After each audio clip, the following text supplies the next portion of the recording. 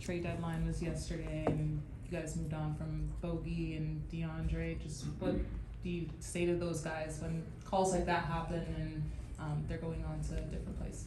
Yeah, I think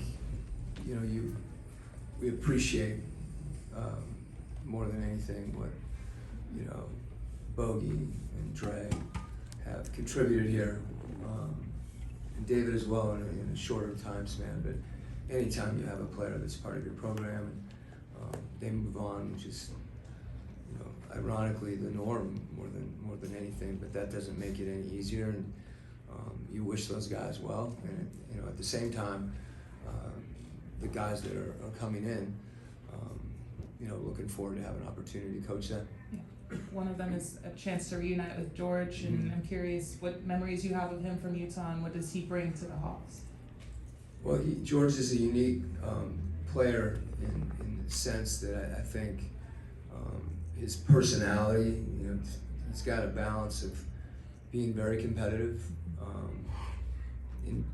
enjoying playing the game, and his presence. He's got a sense of humor, which is, when you have a sense of humor and you're still competitive, that's a good balance.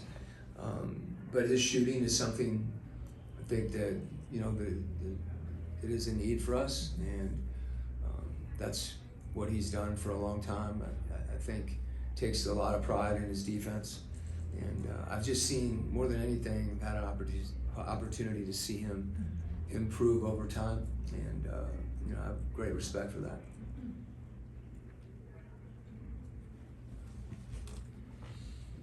The other two new guys, Karis and Terrence, I know you coached against, never coached, but what do you make of what they're going to bring to you when they are here? Well, excited about those two guys as well. I think Karis's ability to create, both for himself and for other guys, I think is something that's valuable to a team. I think people maybe don't see or don't know that he's a very determined and efficient defender.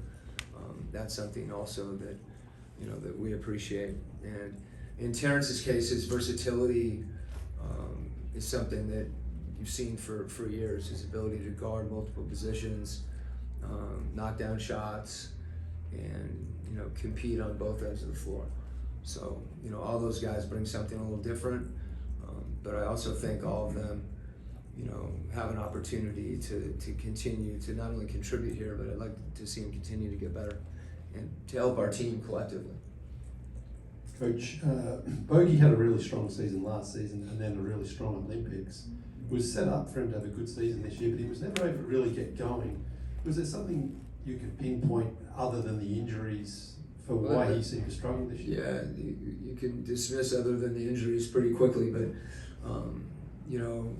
I think my point being that that's a significant thing when you're have to sit out at the beginning of the year and trying to find your rhythm. And I know how hard he worked to be healthy, and that's that happened, and I'm excited for him for the opportunity that he has. And as you mentioned, Bogey had a long year last year with the NBA season and the preparation and the Olympics, and sometimes when you play that much basketball, it takes a little bit of a toll on fatigue, but he's ready to roll, and as I said, wish him the best in his new endeavors.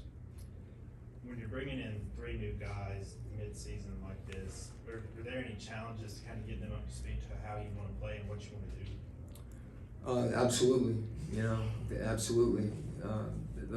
But I think three guys that understand and know how to play the game, and they'll adapt. But there certainly is a lot of work on the front end.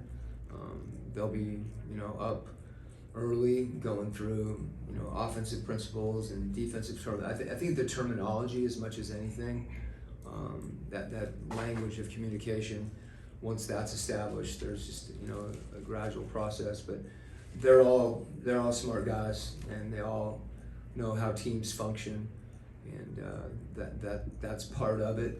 If you're joining the team in the middle of the season as opposed to, in the off season. You just don't have that time, as you mentioned, but it's still important, and all of them, will embrace that, and we'll do our best to get them going quickly. Do you believe with the moves that were made yesterday that you're a better team than you were yesterday, like with the moves that you made? Yeah, it's an interesting question. I think, what you have to look at, I would never, compare and contrast. I think when you look at transactions, they're complex. There's more than just, players, and as I said, I think this team, I would never put a ceiling on our team, and looking forward to getting these new guys in the fold and continuing to work and trying to keep getting better the way we have during the whole season. Quinn, decidedly a group of veterans brought into this group, and how do you envision that presence changing, improving the locker room dynamic for y'all? Yeah, it's always good to have that experience. When I say that too, it's not necessarily just age. It's competitive experience and perspective, and to the extent those guys have an opportunity, to share those things. It's not like they're having a class and everybody's taking the class. I think that's a gradual process, and a lot of it takes place on the court. So yeah, our average age went up a little bit, although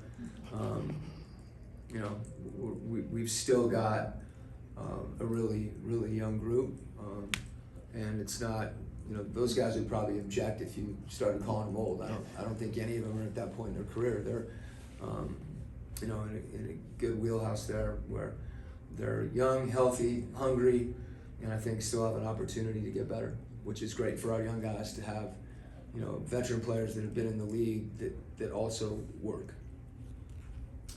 Quinn, you've talked about obviously the challenges of incorporating the new guys into the team.